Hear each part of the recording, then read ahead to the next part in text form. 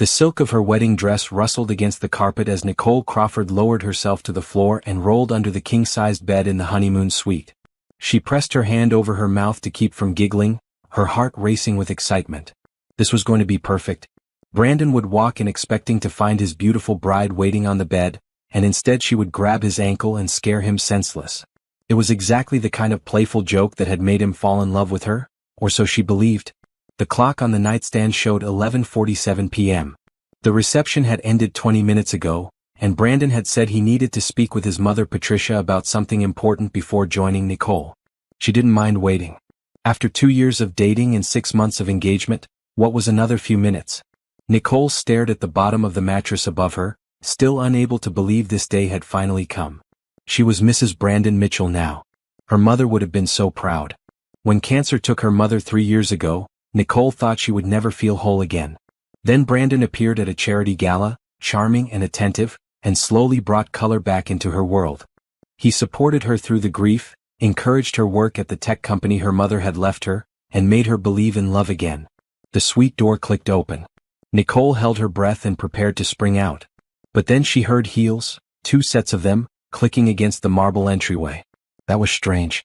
She pressed herself flatter against the floor and peered toward the door. 2 pairs of expensive shoes came into view. One pair she recognized immediately, the red-soled designer heels Patricia always wore. The other pair was unfamiliar, black stilettos with silver buckles. Nicole's stomach tightened. What was Brandon's mother doing in the honeymoon suite? And who was with her? "Close the door," Patricia's voice commanded. "We need to talk where no one can hear us." The door closed with a soft click that somehow sounded like a gunshot to Nicole's ears. "This is risky, Patricia," another woman's voice said. Nicole didn't recognize it. The voice was younger than Patricia's, smoother, with an edge of anxiety. What if she comes up? Brandon is keeping her busy downstairs. He'll make sure she stays at least another 30 minutes. That's more than enough time. The 2 women moved further into the room. Nicole could see them now through the gap between the bed skirt and the floor. Patricia sat on the edge of the bed directly above her, causing the mattress to dip slightly. The other woman remained standing. She was tall, with long straight hair and legs that seemed to go on forever.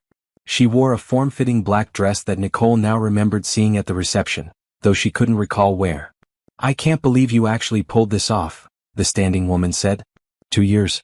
2 years of watching him play house with her, pretending to love her, sleeping in her bed. "Do you know how hard that's been for me?" Nicole's blood ran cold.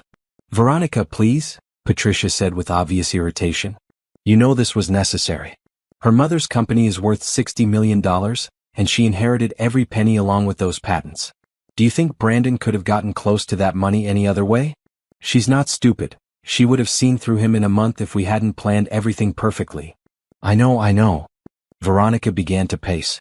Nicole watched her feet move back and forth, each step driving a nail deeper into her chest. "But now it's done, right? Now he can finally—" "Not yet," Patricia cut her off. "Now the real work begins.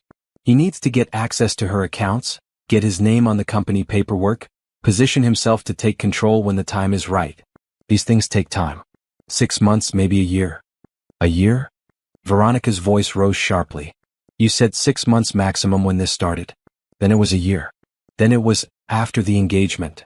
Now you're telling me I have to wait another year while he secures our future," Patricia said firmly. "Our family's business is 3 months away from bankruptcy, Veronica. 3 months. Everything my husband built, everything I've worked to maintain since he died, will be gone unless we do this. Brandon understands that. You need to understand it too." Nicole's hands were shaking. Her whole body was shaking. She wanted to scream, to crawl out from under this bed and claw their eyes out, but she couldn't move. It felt like something heavy was sitting on her chest, pressing all the air out of her lungs. "She trusts him completely," Veronica said bitterly. "You should see how she looks at him. It makes me sick." "That's the point," Patricia replied. "That's exactly the point. Her trust is our greatest asset. As long as she believes Brandon loves her, she'll give him anything he asks for. And he's very good at asking." The mattress shifted as Patricia stood up. Nicole watched the red soles of her shoes move toward Veronica. "Now listen to me carefully," Patricia said. "Tonight is critical. Brandon needs to consummate this marriage and establish himself as a devoted husband. After tonight, you will not contact him directly for at least a month. We can't risk any mistakes now that we're so close. I've been his girlfriend for 5 years, Patricia. 5 years. Before he ever knew Nicole Crawford existed. And you're telling me I have to disappear while he plays husband with another woman? I'm telling you that if you ruin this for us, you will have nothing. No Brandon, no money, nothing. Is that what you want? A heavy silence fell over the room. Nicole realized she had stopped breathing entirely. She forced herself to take a small, silent breath. No, Veronica finally said. That's not what I want. Good. Then we understand each other. Now let's get back downstairs before anyone notices we're gone. Brandon should be wrapping up his conversation with those investors right about now. The two women walked toward the door. Nicole heard it open, heard the sound of the hallway outside, heard Patricia's voice one more time. 1 year, Veronica. 1 year and you'll have everything you ever wanted. Brandon, the money, a life without worry. Just be patient. The door closed. Nicole lay under that bed for a long time. She didn't know if it was 5 minutes or 50. At some point, the tears started falling, streaming sideways across her temples and into her hair. They weren't loud, dramatic tears. They were silent, almost peaceful, like rain against a window. Everything made sense now. The way Brandon had pursued her so intensely after her mother's death, when she was vulnerable and desperate for connection. The way he always seemed to know exactly what to say to make her trust him. The way Patricia had welcomed her into the family with open arms, calling her the daughter she never had. It was all a lie. Every moment, every kiss, every whispered promise. She had built her happiness on sand, and now the tide was coming in. Nicole heard the door open again and quickly closed her eyes, keeping her breathing even. Heavy footsteps this time, Brandon's Italian leather shoes, the ones she had bought him as a wedding gift. He walked to the bathroom and she heard water running, heard him humming to himself. Her husband. Her betrayer. When he came back out, Nicole remained perfectly still. She watched his feet approach the bed and stop. Nicole? He called out, a hint of confusion in his voice. Baby, where are you? She didn't move. Didn't breathe. He moved around the room, checking the balcony, the closet, the bathroom again. She heard him take out his phone and dial. She's not here, he said into the phone. Boss. I don't know, maybe she went back to talk to someone. I'll go check the reception hall. He left. Nicole rolled out from under the bed. She stood in the middle of the honeymoon suite, her beautiful white dress covered in dust, her makeup streaked with tears, her heart shattered into a million pieces. But as she looked at herself in the mirror, something else began to emerge from the wreckage. Something cold and sharp and clear. They wanted to destroy her for money? They thought she was just some naive, trusting fool they could manipulate and discard? They had no idea who they were dealing with. Nicole wiped her eyes, straightened her dress and took a deep breath. Then she pulled out her phone and made 2 calls. The first was to her best friend Denise. The second was to her family lawyer James. We need to meet, she said to both of them. Tonight. I don't care what time it is. Something has happened and I need your help. She ended the calls and looked at herself in the mirror once more. The woman staring back at her was different now. Harder. More focused. Brandon Mitchell wanted to play games with her life? Fine. Game on. Nicole sat in Denise's kitchen at 2 in the morning, her wedding dress replaced by borrowed sweatpants and a t-shirt. Her hands were wrapped around a cup of tea that had long gone cold, but she couldn't seem to let it go. The warmth was an anchor, something solid to hold onto while her mind replayed everything she had heard. Tell me again, Denise said. She sat across from Nicole, her eyes red from crying but her voice steady.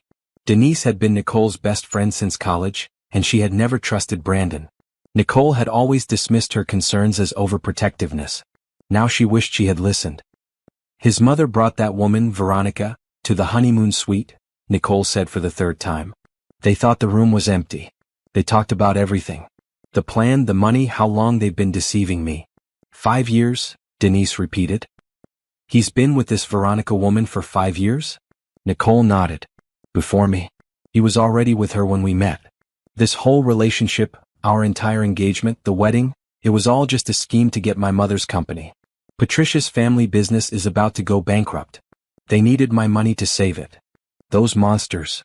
Denise's voice shook with anger. Those absolute monsters. I knew there was something wrong with him. I knew it. The way he was always so perfect, so smooth, never a single rough edge. Real people have rough edges, Nicole. I know that now. James Chin, no, not that name. James Porter, Nicole's family lawyer, arrived an hour later. He was a serious man in his 50s with gray at his temples and a reputation for being ruthless in court. Nicole's mother had trusted him completely, and he had managed the family's legal affairs for 20 years. First things first, James said, setting his briefcase on the table. Did you sign anything tonight? Any documents at all? Just the marriage license, Nicole said.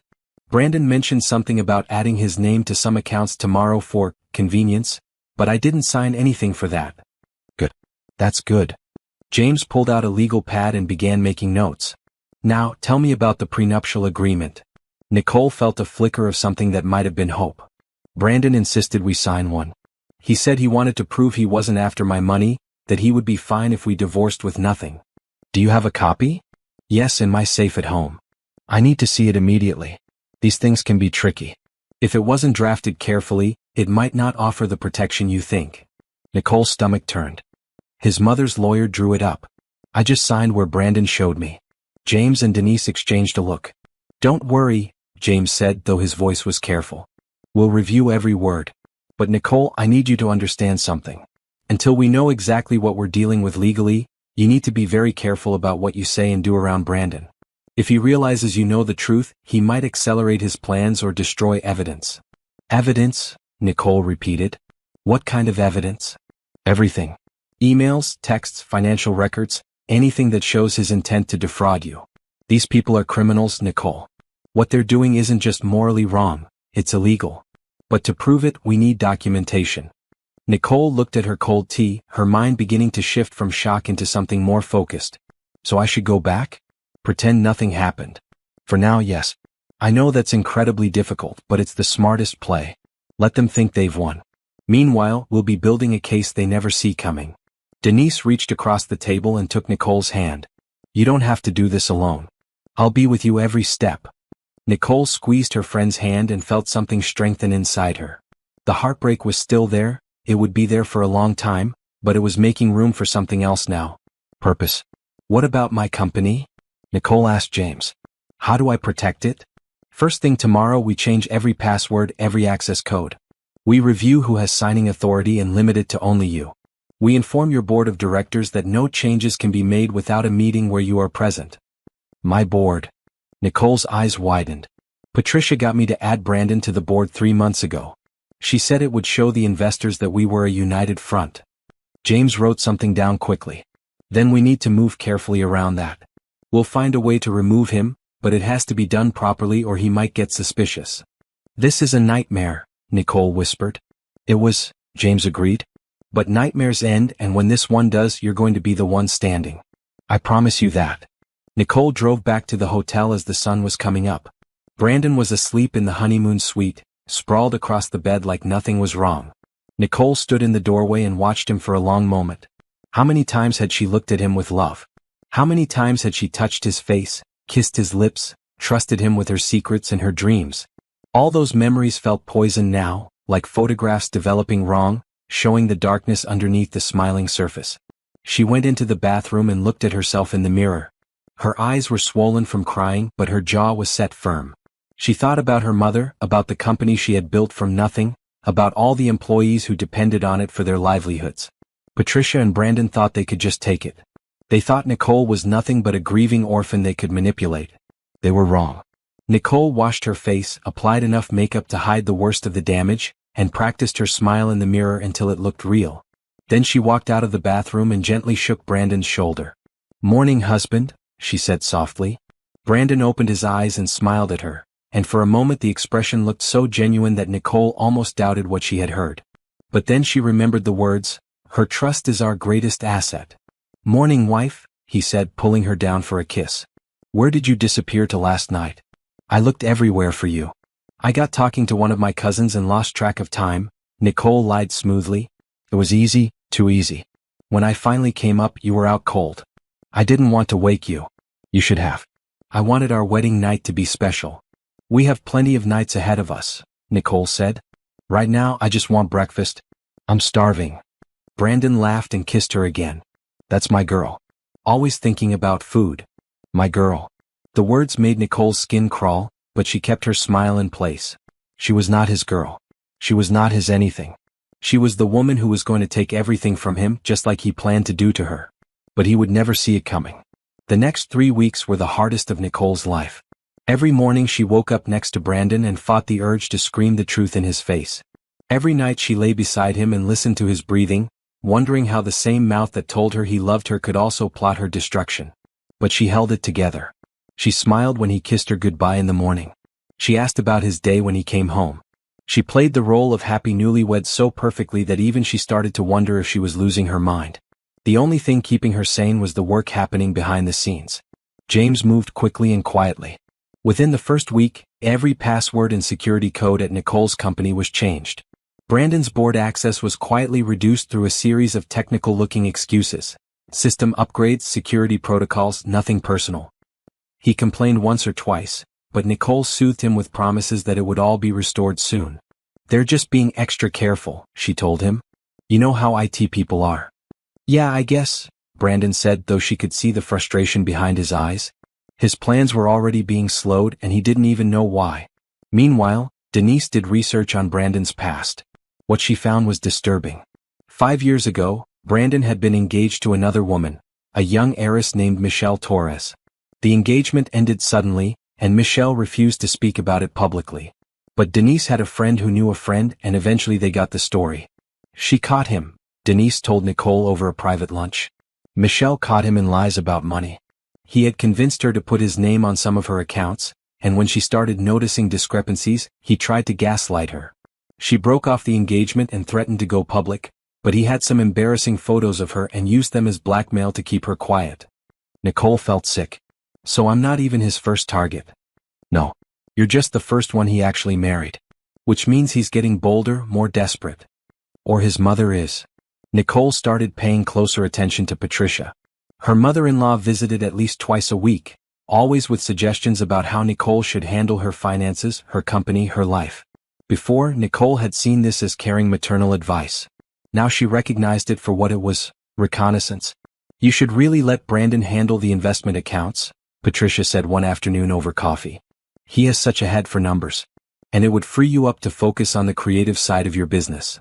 "That's a good idea," Nicole said pleasantly. "I'll think about it." She had no intention of thinking about it, but she noted every suggestion Patricia made, every piece of information she tried to extract. It all went into the file James was building. The prenuptial agreement turned out to be exactly what Nicole feared, full of loopholes that Brandon could exploit. But James found something interesting buried in the fine print. "Look at this clause," he said, spreading the document across his desk. "It states that in the event of fraud or deception leading up to the marriage, all protections are voided and the deceived party is entitled to seek full damages. So if I can prove the marriage was based on fraud, then the prenup becomes your weapon instead of his. Everything flips in your favor." Nicole smiled for the first time in weeks. "Then let's prove it." She started documenting everything. When Brandon's phone buzzed with texts he quickly hid, she noted the times. When he took calls in the other room, she wrote it down. When he met with his mother for their frequent lunches, she had a private investigator follow them. The investigator, a quiet professional named Robert Hughes, produced results within 10 days. "Your husband meets with this woman at least twice a week," Robert reported, showing Nicole photographs. "Sometimes at her apartment, sometimes at hotels. Based on their body language, this is not a casual relationship." Nicole looked at the pictures of Brandon and Veronica together, walking arm in arm, kissing in parking lots, laughing over dinner. The images hurt, but not as much as she expected. Maybe because she already knew. Maybe because the man in those photos was a stranger now. "Is this enough?" she asked James. "It's a start. But we need more than infidelity, we need proof of the fraud itself. Communication between them discussing the plan. Financial records showing their true intent." Nicole nodded slowly, thinking. Brandon was careful with his phone, but he was less careful with his laptop. He had a home office where he sometimes worked late at night while Nicole went to bed. "I might know how to get it," she said.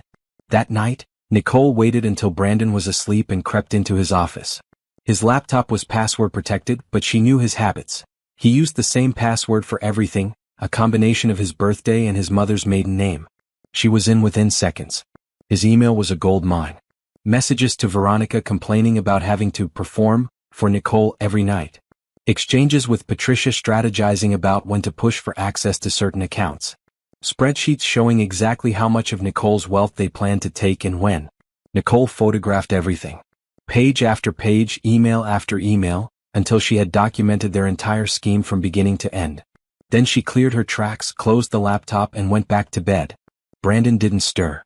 He had no idea that his wife had just gathered enough evidence to destroy him. Nicole lay awake for hours, staring at the ceiling. Tomorrow she would share everything with James. The day after, they would begin the next phase. The silent retreat was over. It was time to fight. James spread the printed documents across the conference table like a deck of cards showing a losing hand, Brandon's losing hand. Emails, spreadsheets, photographs, bank records. Laid out like this, the evidence was overwhelming. "This is exceptional work," James said, looking at Nicole with something like admiration. "Most people in your situation would have confronted him immediately. You showed remarkable restraint." "I learned from my mother," Nicole replied. "She always said the best revenge is making them think they're winning right up until the moment they lose." "Your mother was a smart woman." Nicole looked at the evidence and felt a strange mixture of vindication and sadness.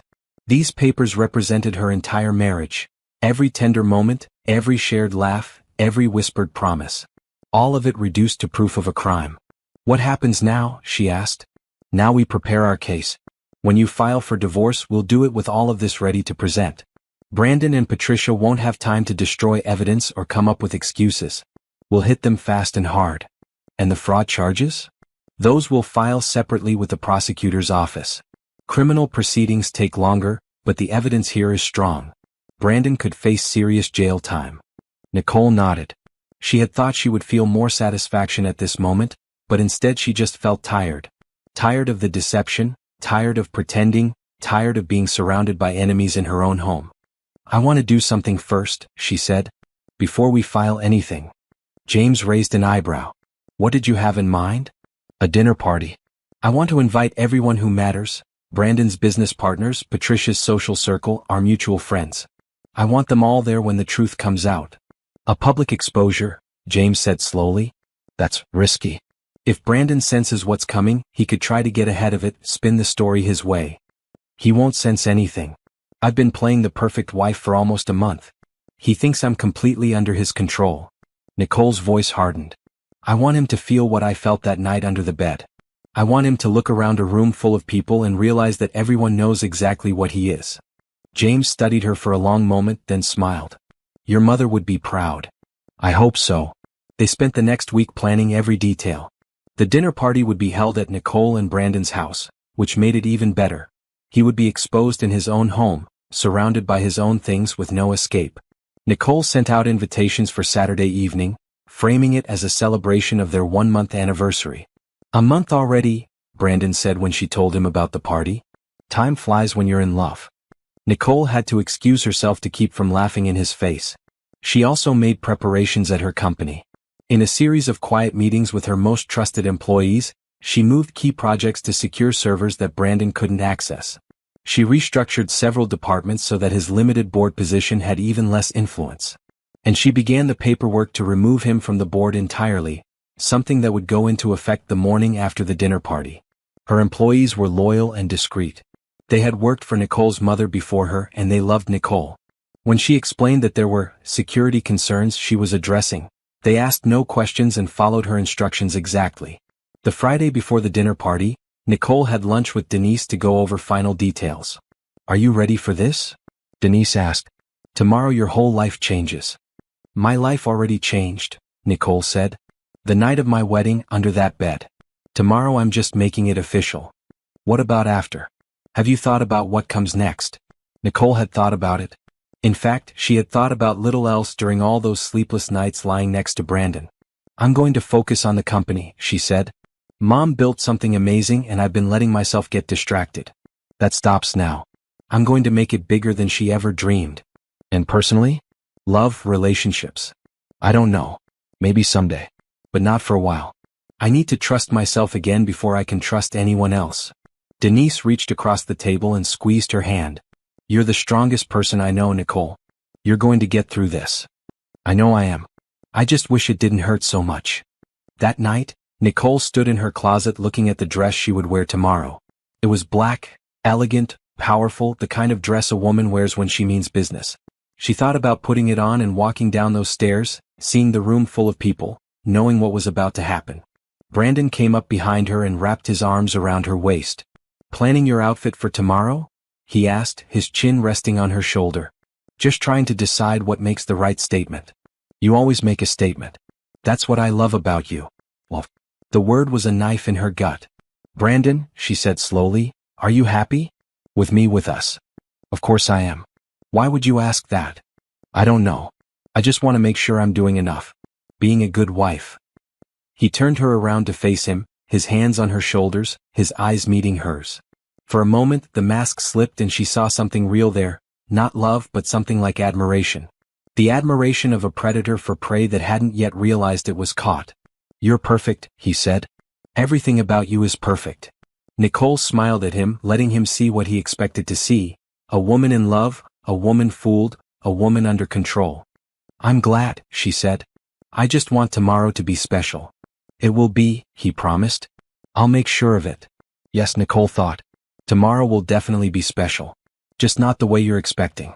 On the morning of the dinner party, Nicole woke at dawn and went for a run. The neighborhood was quiet at that hour, the houses dark and peaceful, and she needed the silence to prepare herself for what was coming. Each step against the pavement was a rhythm she matched to her thoughts. Tonight everything changes. Tonight you get your life back. When she returned home, Brandon was still asleep. She showered and dressed in casual clothes, then went to her home office to handle some last-minute details. James had sent over the final versions of the divorce papers, ready to be filed first thing Monday morning. She reviewed them one more time, then locked them in her personal safe alongside copies of all the evidence. The caterers arrived at 2 o'clock. Nicole directed them through the house, watching as tables were set up, flowers arranged, lights adjusted. Everything had to be perfect. This wasn't just a dinner party, it was a stage, and she was setting the scene for the most important performance of her life. Brandon finally emerged around 3, looking relaxed and pleased. "This is impressive," he said, surveying the preparations. "You've really gone all out." "I wanted it to be memorable." "It will be. I'm going to go pick up my mother. She's very excited to see the house all done up like this." "I'm sure she is." After he left, Nicole went upstairs to get dressed. She took her time with her makeup, her hair, her jewelry. The woman who looked back at her from the mirror was polished and powerful, showing no trace of the heartbreak underneath. Good. That's exactly what she needed. The guests began arriving at 6. Business partners Brandon had been trying to impress. Society friends of Patricia's who judged everyone by their net worth. A few of Nicole's actual friends, including Denise, who would be there for moral support. And of course, James Porter, who came early to ensure all their technical preparations were in place. "The audio system is ready," he murmured to Nicole as she greeted guests at the door. "Whenever you give the signal." "Thank you, James. For everything. Thank me after this is over." By 7 o'clock, the house was full. Conversations hummed, glasses clinked, laughter rose and fell in waves. Nicole moved through the crowd with practiced grace, playing the hostess, accepting compliments on her home and her marriage. Brandon stayed close, his arm around her waist, his smile never wavering. Patricia held court near the fireplace, telling stories about her son's wonderful qualities to anyone who would listen. Nicole waited until everyone was seated for dinner. 30 guests arranged around tables in the formal dining room, wine poured, appetizers served. This was the moment. She stood up from her seat at the head table and clinked her glass. "Everyone, if I could have your attention, please." The room quieted. All eyes turned to her. Brandon smiled up at her encouragingly. "I wanted to thank you all for coming tonight," Nicole began. "When Brandon and I got married a month ago, I thought I was starting the happiest chapter of my life. I thought I had found a man who loved me, a family who accepted me, a future full of promise." She paused, letting the words hang in the air. "I was wrong." A murmur rippled through the room. Brandon's smile flickered. "Nicole," he said cautiously, "what are you?" "On my wedding night," Nicole continued, her voice steady, "I hid under the bed in our honeymoon suite to surprise my husband. But he wasn't the first person to walk in. His mother was, along with his real girlfriend, Veronica." Patricia's face went white. Brandon started to rise from his chair. "And what I heard them say changed everything." Nicole turned to James, who stood by the door. "Play it." The room filled with sound. Patricia's voice, clear and unmistakable, explaining the plan to steal Nicole's money. Veronica's complaints about having to share Brandon. All the details of the scheme, broadcast through the home speaker system for every guest to hear. For 30 seconds no one moved. Then chaos erupted. Patricia stood up, knocking over her chair. Turn that off. Turn it off right now. Brandon grabbed Nicole's arm. What is this? What are you doing? Nicole pulled away from him, her eyes cold. I'm doing what you tried to do to me. I'm exposing you for exactly what you are. The recording continued, damning word after damning word. Guests were on their feet now, voices raised in shock and outrage. Brandon's business partners looked at him with disgust. Patricia's friends backed away from her as if she had a disease. This is fake, Brandon stammered. She manufactured this. It's all lies. It's not lies and you know it, Nicole said. I have emails, texts, financial records, everything. Your whole plan documented from the beginning. The fraud, the conspiracy, the affair. All of it. You can't prove any of this. I already have. Nicole looked at him, and for the first time since that night under the bed, she let him see the real her, the anger, the hurt, the strength. Did you really think I would just let you take everything my mother built? Did you really think I was that stupid? Brandon had no answer. His face was the face of a man watching his world collapse, and there was nothing he could do to stop it. Patricia pushed through the crowd toward Nicole, her composure completely gone. You little, she started, but James stepped between them. I wouldn't finish that sentence if I were you, he said calmly. Anything you say tonight can and will be used in the proceedings we're filing on Monday. Criminal fraud charges, civil suits, the works. So please by all means keep talking. Patricia closed her mouth, but her eyes burned with hatred. Nicole turned back to her guests, who stood in stunned silence. I'm sorry you had to witness this, she said. But I thought you all deserved to know the truth about the people you've been associating with. The Mitchell family built their reputation on deception and theft. Now you know what they really are. She walked out of the dining room and up the stairs without looking back. Behind her, she heard the sounds of guests leaving, doors closing, voices arguing. Brandon called her name, but she didn't stop. In her bedroom, she sat on the edge of the bed and let out a long breath. It was done. The truth was out. There was no going back now. Her phone buzzed. A text from Denise. That was incredible. I'm so proud of you. Nicole smiled, really smiled for the first time in a month. The battle wasn't over, not even close. But tonight she had won the first round, and that was enough. The aftermath of the dinner party spread through the city like wildfire. By morning, everyone who mattered knew what Brandon and Patricia had done. By Monday, the news had reached social media, and the story of the scheming husband and his mother went viral. Gold digger husband exposed, read one headline. Bride's brilliant revenge, read another. Nicole stayed out of the spotlight as much as possible, letting James handle the media inquiries while she focused on the legal proceedings. The divorce papers were filed Monday morning, along with criminal fraud charges against both Brandon and Patricia. Their assets were frozen, their bank accounts locked, their lives put on hold while the justice system began its slow work. Brandon tried to contact Nicole constantly, calls, texts, emails, even showing up at her company office. She blocked his number and had security turn him away at the door. She had nothing to say to him. There was nothing he could say to her. Patricia was even worse. She actually tried to get mutual friends to intervene on her behalf, claiming that Nicole had misunderstood, that the recording was taken out of context. But no one was buying it. The evidence was too clear, the scheme too obvious. Patricia's social circle evaporated overnight. Invitations stopped coming. Doors that had always been open were suddenly closed. Nicole's attorney filed the civil suit 2 weeks after the dinner party. It was a masterpiece of legal strategy, claiming damages for fraud, emotional distress, and conspiracy. The prenuptial agreement, which Brandon had thought would protect him, was voided under the fraud clause and turned into a weapon against him. Everything he had hoped to gain from the marriage became leverage Nicole could use to take everything he had. The first court hearing was brief but satisfying. Brandon showed up with his own attorney, a clearly less experienced lawyer than James, and tried to argue that Nicole had overreacted, that their marriage was real, that he really did love her. James dismantled every claim with evidence.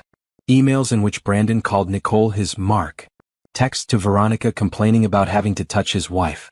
Financial projections showing exactly how Brandon and Patricia planned to drain Nicole's accounts over the next 5 years. The judge looked at Brandon with undisguised contempt. Mr. Mitchell, the evidence against you is substantial.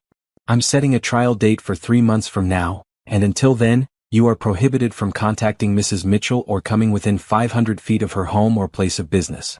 Do you understand? Your Honor, that's my home too. You should have thought about that before you turned your marriage into a criminal enterprise. The restraining order stands. Brandon left the courthouse looking like a man who had just watched his future burn to the ground. Nicole walked out with her head high and her lawyer beside her. That went well, James said. It went perfectly. The next few weeks were a flurry of depositions, document reviews, and legal strategy sessions. Nicole threw herself into the work, grateful for the distraction. When she wasn't dealing with the divorce, she was at her company, pushing projects forward, meeting with investors, making plans for expansion. Her employees rallied around her. Word of what Brandon had tried to do had spread through the office, and everyone was furious on her behalf. They worked harder, stayed later, went the extra mile to make sure Nicole knew they supported her. "We've got your back," her head of engineering told her one afternoon. "Whatever you need."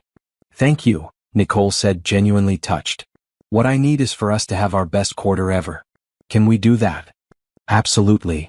And they did. The numbers that quarter exceeded all projections, driven by the launch of a new product that Nicole had fast-tracked specifically to prove that her company didn't need Brandon Mitchell to succeed. The tech press covered the launch extensively, and the coverage was glowing. Meanwhile, Brandon's life continued to fall apart. Without access to Nicole's money, he had no way to save his mother's company. Within 6 weeks of the dinner party, Mitchell Industries filed for bankruptcy. Creditors swooped in, assets were seized, and the business that Patricia's husband had spent his life building was gone. Veronica predictably disappeared. The moment it became clear there was no money to be had, she stopped taking Brandon's calls. Nicole heard through the grapevine that she had moved to another city and was already looking for her next wealthy target. "Fitting," Denise said when she heard. "They deserve each other." "They deserve worse," Nicole replied. "But I'll settle for this." The criminal trial began in August. Nicole was called to testify about what she had heard that night under the bed, about the evidence she had gathered, about the pain and betrayal she had suffered. She spoke clearly and calmly, letting the facts speak for themselves. Brandon's attorney tried to trip her up on cross-examination, but she was prepared. Every question he asked, she answered directly. Every attempt to twist her words, she corrected immediately. "Mrs. Mitchell, isn't it true that you invaded your husband's privacy by accessing his laptop without permission?" "I accessed a computer in my own home to investigate what I believed was criminal fraud against me. I would do it again." "And you feel no remorse about publicly humiliating Mr. Mitchell?" "I feel remorse that I ever trusted him. I feel remorse for every moment I spent believing his lies. But exposing the truth? No. I will never feel remorse for that." The jury was only out for 4 hours before returning with a verdict: guilty on all counts. Brandon faced up to 10 years in prison. Patricia, who had been tried separately, got 7. Nicole didn't attend the sentencing. She didn't need to. The court had already given her everything she needed: validation that she had been wronged and justice for the people who had wronged her. She was having lunch with Denise when the news came through that Brandon had been sentenced to 6 years. "How do you feel?" Denise asked. Nicole thought about it for a long moment. She thought about that night under the bed, about the weeks of pretending, about the dinner party and the court hearings and all the pain in between. "I feel free," she finally said. "For the first time in years, I feel completely free." The legal proceedings against Brandon and Patricia stretched across several months, each court date bringing new revelations and deeper consequences. Nicole had prepared for a marathon, and that's exactly what she got. But with every step forward, she felt the weight of the last 2 years lifting from her shoulders. Brandon's defense strategy was predictable: deny, deflect, and paint Nicole as the real villain. His attorney argued that Nicole had entrapped him, that she had been cold and distant in their marriage, that any reasonable husband would have sought comfort elsewhere. The arguments were desperate and contradictory, and the judge saw right through them. "Counsel, are you seriously arguing that your client's infidelity justifies fraud?" the judge asked during one particularly ridiculous motion hearing. "Your Honor, I'm arguing that the full picture." "The full picture is in these documents." The judge cut him off, holding up one of the evidence files. "And the picture is very clear. Please don't waste the court's time." Patricia's defense was even weaker.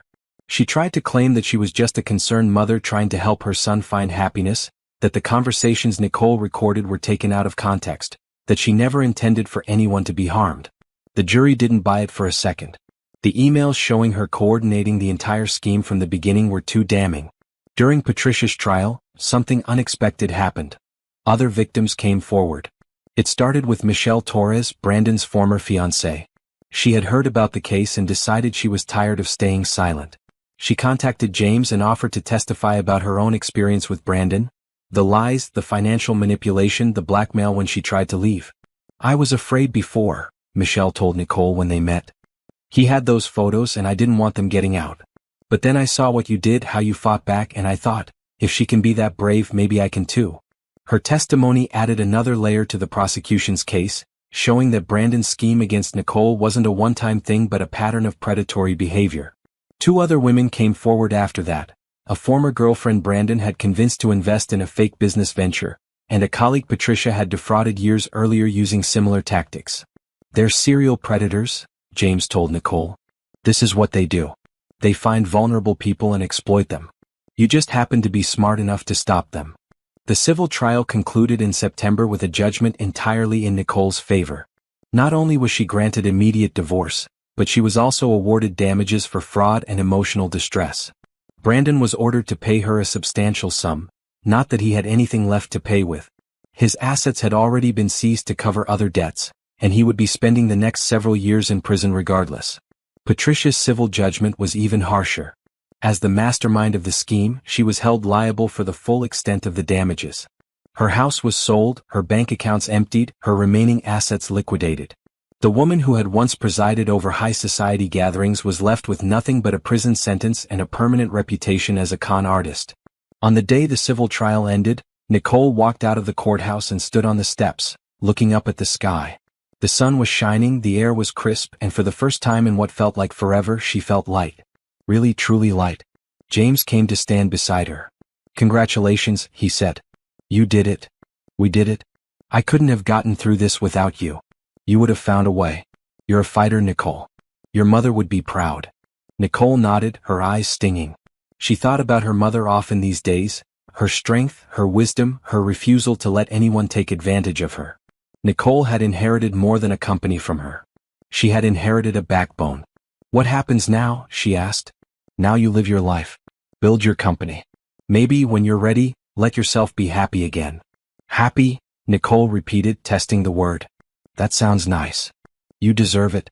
After everything you've been through, you deserve every good thing that comes your way." Nicole smiled. She thought about the future, not a future with Brandon in it, thank goodness, but a future she would build for herself. A future she would choose. "Thank you, James," she said. "For everything." "My pleasure. Now go celebrate. You've earned it." That night, Nicole had dinner with Denise at their favorite restaurant. They ordered too much food and drank too much wine and laughed until their sides hurt. It felt like the old days before Brandon, before the grief, before everything got complicated. To Nicole, Denise said, raising her glass. "The strongest woman I know." "To us," Nicole replied. "For getting through this together." They clinked glasses and drank, and Nicole felt something settle inside her. After all the chaos and pain and fighting, she finally felt at peace. The war was over. She had won. Now it was time to build something new. The collapse of Brandon Mitchell was swift and thorough. By the time he began serving his prison sentence, there was nothing left of the life he had tried to build on Nicole's stolen wealth. His business connections had abandoned him. His social circle had disowned him. Even his own extended family wanted nothing to do with him. Nicole followed the news of his downfall with detached satisfaction. Not glee, that would require more emotional investment than she was willing to give. Just satisfaction that justice had been done and that her mother's legacy was protected. Patricia's fall was even more dramatic. She had spent decades building her reputation as a pillar of high society, and now that reputation was in ruins. The women she had called friends cut her off completely. The charities she had chaired removed her name from their boards. Her photograph, once featured in the society pages of every major publication, now only appeared in stories about fraud and deceit. During her trial, Patricia had broken down on the stand and begged for mercy, claiming she had only been trying to save her family's business. The judge was unmoved. "You tried to save your business by destroying an innocent woman," the judge said. "You orchestrated a campaign of fraud and manipulation that lasted years. You showed no mercy to your victim, and you will receive none from this court." 7 years. That was Patricia's sentence. 7 years in prison for conspiracy, fraud, and various other charges. By the time she got out, she would be in her 70s with no money, no friends, and no reputation. The society queen would end her days in obscurity. Veronica, the woman who had waited 5 years for Brandon to deliver on his promises, ended up with nothing. After the scandal broke, she fled to another state, but word of her involvement followed her. 2 different men she approached for relationships did background checks and discovered her history as a co-conspirator in a fraud scheme. Her dating prospects dried up overnight. Nicole heard through the grapevine that Veronica had taken a job as a waitress and was living in a small apartment outside Houston. Part of her felt a grim satisfaction at this news. A larger part felt nothing at all. Veronica had been a tool in Brandon's scheme, just like Nicole. The difference was that Veronica had chosen to be used, while Nicole had been deceived. As for Brandon himself, prison was exactly the humbling experience he deserved. A man who had spent his adult life manipulating wealthy women now found himself at the bottom of a different hierarchy entirely. His charm meant nothing behind bars. His good looks attracted the wrong kind of attention. His expensive education and refined manners just made him a target for inmates who resented anyone who thought they were better than others. He wrote to Nicole twice during his first month inside. She didn't open the letters, just forwarded them to James as potential evidence of any additional schemes. James reported that they were exactly what he expected: self-pitying complaints about his situation, thinly veiled attempts to make Nicole feel guilty, and not a single word of genuine apology. "He still doesn't get it," James said. "He still thinks he's the victim." "He'll have 6 years to figure it out," Nicole replied. "Not my problem." With the legal battles behind her, Nicole threw herself fully into her work. Her company, which her mother had built from nothing 30 years earlier, was poised for major growth. The tech industry was booming, and the products Nicole's team had developed were perfectly positioned to capitalize on it. She started working longer hours, taking more meetings, pushing harder than she ever had before. Some nights she didn't leave the office until midnight, and some mornings she was back before dawn. Her employees worried about her, and Denise staged an intervention after Nicole missed 3 dinner plans in a row. "This isn't healthy," Denise said. "You're running yourself into the ground." "I'm building something," Nicole replied. "This is what building something looks like." "You already built something. You won. Brandon is in prison, Patricia is in prison, you got everything they tried to take from you. What more do you need?" Nicole didn't have a good answer for that. She just knew that if she kept moving, kept working, kept pushing forward, she didn't have to think about anything else. She didn't have to think about the fact that she had been married and divorced in the space of 6 months. She didn't have to think about the fact that the man she had loved, the man she thought had loved her, had been a complete fabrication. She didn't have to think about how lonely her big empty house felt at night. But Denise was right. She couldn't run forever. One evening, Nicole was working late in her office when she looked up and saw herself reflected in the window. The woman staring back at her looked tired, thin, older than her years. She looked like someone who had forgotten what it felt like to enjoy life. Nicole put down her pen and leaned back in her chair. She thought about her mother, who had worked just as hard to build this company but who had always made time for the things that mattered. Family dinners. Weekend trips. Friends and hobbies and laughter. Her mother had lived fully, not just professionally. "I don't want to end up alone," Nicole said to her reflection. "I don't want to be so afraid of being hurt that I never let anyone in again." The reflection didn't answer, but Nicole knew what she needed to do. She needed to start living again, really living, not just working. She needed to open herself up to new possibilities, even if that meant risking new pain. Starting tomorrow, she would make changes. She would work reasonable hours. She would keep her plans with friends. She would leave room in her life for something unexpected. She didn't know it yet, but something unexpected was already on its way. 6 months after the trial ended, Nicole's company launched its most ambitious product yet, a software platform that revolutionized how small businesses managed their operations. The launch event was held at a downtown convention center, with industry press, investors, and potential clients filling the auditorium. Nicole stood backstage, going over her presentation notes for the 100th time. She had given dozens of speeches over the years, but this one felt different. This was her first major public appearance since the scandal, and she knew everyone would be watching not just to see the product but to see her. Was she damaged? Weakened? Broken? She intended to show them she was none of those things. The lights went down and Nicole walked out onto the stage. The audience applauded and she let the sound wash over her. Then she began to speak. She talked about her mother's vision for the company. She talked about the team of brilliant people who had built this product. She talked about what the platform could do for businesses and why she believed in it so deeply. She did not talk about Brandon or Patricia or anything that had happened in the last 2 years. That chapter was closed. This was a new one. When she finished, the applause was thunderous. People rose to their feet, clapping and cheering. Nicole smiled, a real smile, the first one that hadn't felt forced in a long time, and took a bow. Afterward, there was a reception where potential clients could try the product and meet the team. Nicole worked the room, shaking hands, answering questions, doing the part of her job she had always secretly enjoyed most: connecting with people. That's when she met Michael. He was standing near the demo stations, watching one of her engineers walk through the software's features. Tall, with warm brown skin and kind eyes, he looked genuinely interested in what he was seeing rather than just networking like most of the other guests. "What do you think?" Nicole asked, approaching him. He turned and smiled. "I think this is exactly what my company needs. We've been looking for something like this for months." "That's good to hear. What company are you with?" "Foster Architecture. We're a mid-size firm, about 40 employees. I'm the managing partner." Nicole shook his hand. "Nicole Crawford. Nice to meet you. I know who you are. I've been following your work for a while." He held up a hand quickly. "Not in a weird way. I mean professionally. My sister is in tech and she's been talking about your company for years. Says you're one of the most innovative leaders in the industry. Your sister has good taste." Michael laughed. "I'll tell her you said that." They talked for almost an hour. Not just about the software but about architecture, business, life.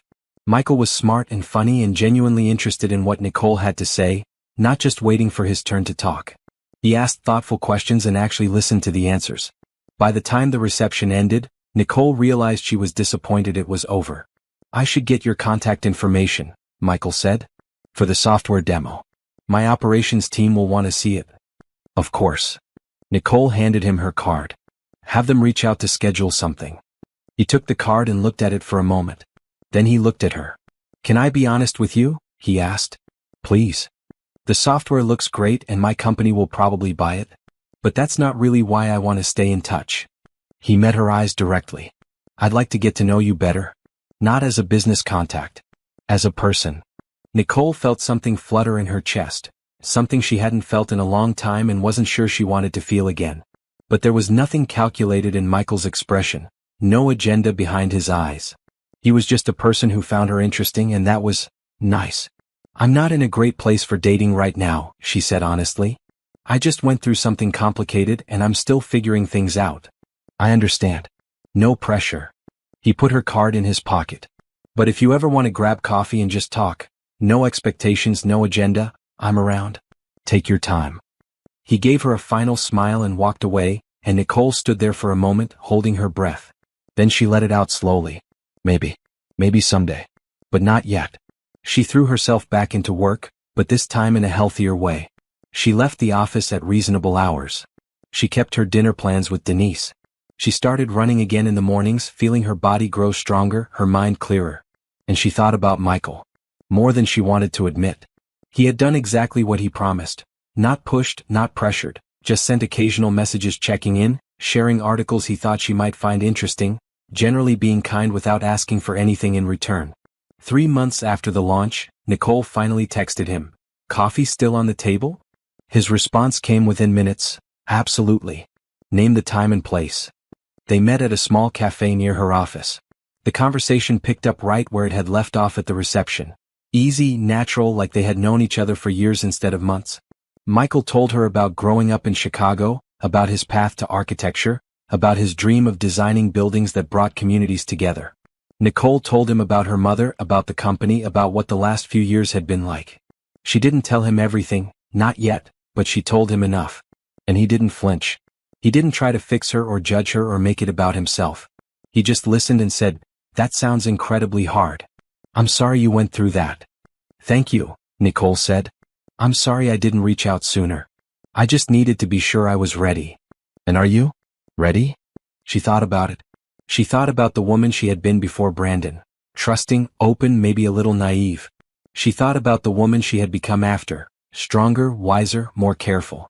She thought about the woman she wanted to be now. Someone who could be both strong and open, who could protect herself without closing herself off. "I think I'm getting there," she said finally. Michael smiled. "Then let's take it slow. No rush. Whatever you're comfortable with." And they did take it slow. Coffee dates became lunch dates, became occasional dinners. They talked and laughed and learned about each other. Michael was patient and kind and never once made Nicole feel pressured or rushed. He seemed to genuinely enjoy her company without needing anything from her. It was so different from Brandon that sometimes Nicole couldn't believe it was real. But it was real. Michael was real. And slowly, carefully, Nicole began to let herself trust again.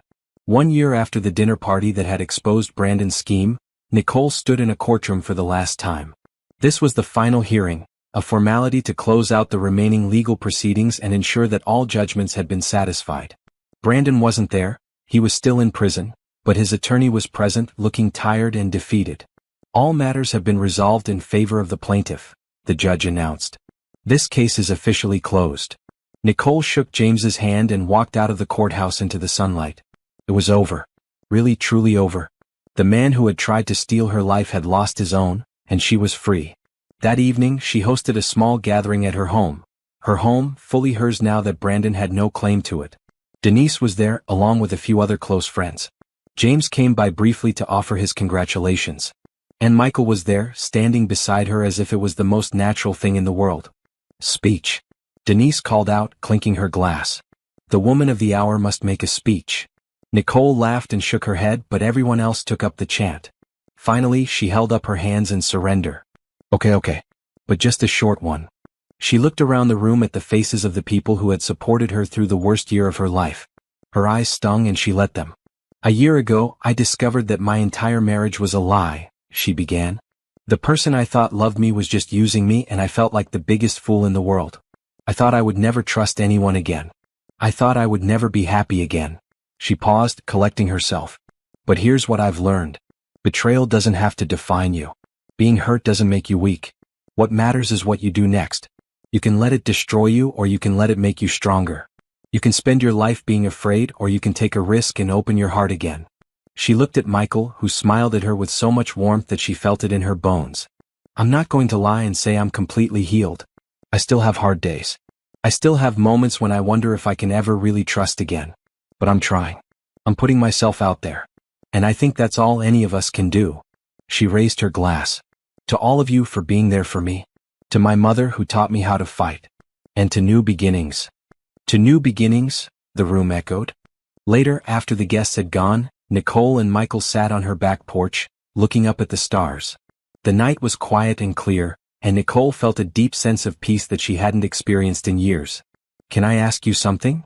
Michael said. Of course. Do you ever think about him? Brandon? Nicole considered the question. Sometimes.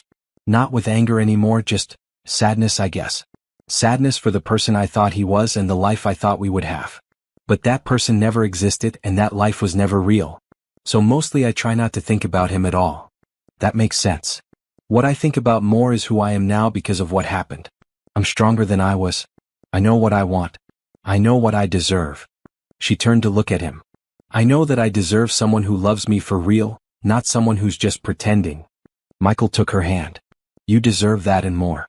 And I hope you know that's what I'm offering. Not a game, not a scheme, just me. Wanting to be with you. I know. That's why I'm here. They sat in comfortable silence for a while, holding hands and watching the stars. Then Michael turned to her with a slight smile. So, I've been thinking, he said. That sounds dangerous. He laughed. Hear me out. We've been together for 6 months now and I know that's not very long and I know you've been through a lot. But I also know that when you find the right person you just know. And Nicole, you're my person. You're it for me. Nicole's heart was pounding. What are you saying? Michael reached into his pocket and pulled out a small box. Nicole's breath caught in her throat. I'm not asking you to marry me tomorrow, he said quickly. Or even next year. I'm just asking you to say yes to a future together. Whenever you're ready, however long it takes. I'll wait. He opened the box, revealing a simple, elegant ring that somehow matched her taste perfectly. Nicole Crawford, will you marry me? A year ago, if someone had told Nicole she would be getting engaged again, she would have laughed in their face. The idea of trusting another man, making herself that vulnerable again? Impossible. Unthinkable. But here she was. And the man kneeling before her was nothing like Brandon. Michael was honest and kind and patient. He had never pushed her, never tried to change her, never made her feel like she wasn't enough. He loved her for exactly who she was. And she loved him too. She had been afraid to admit it even to herself, but it was true. Yes, she whispered. Michael's face broke into a huge smile. Yes. Yes. She was laughing and crying at the same time. Yes, I'll marry you. Not tomorrow, not next year, but eventually. Yes. He slipped the ring onto her finger and pulled her into a kiss, and Nicole felt something shift inside her. The last piece of the wall she had built around her heart crumbled away, and for the first time in years she felt completely open. Completely ready. She had been betrayed, lied to, used. She had hit rock bottom and thought she would never get back up. But she had fought back. She had taken control of her own story. And now here she was, standing in the ruins of her old life, ready to build something new. Something better. Something real. The revenge was complete. Not because Brandon was in prison or Patricia was disgraced, but because Nicole was happy. Truly, deeply happy. She had taken everything they tried to steal from her and multiplied it 1,000-fold. That was the best revenge of all.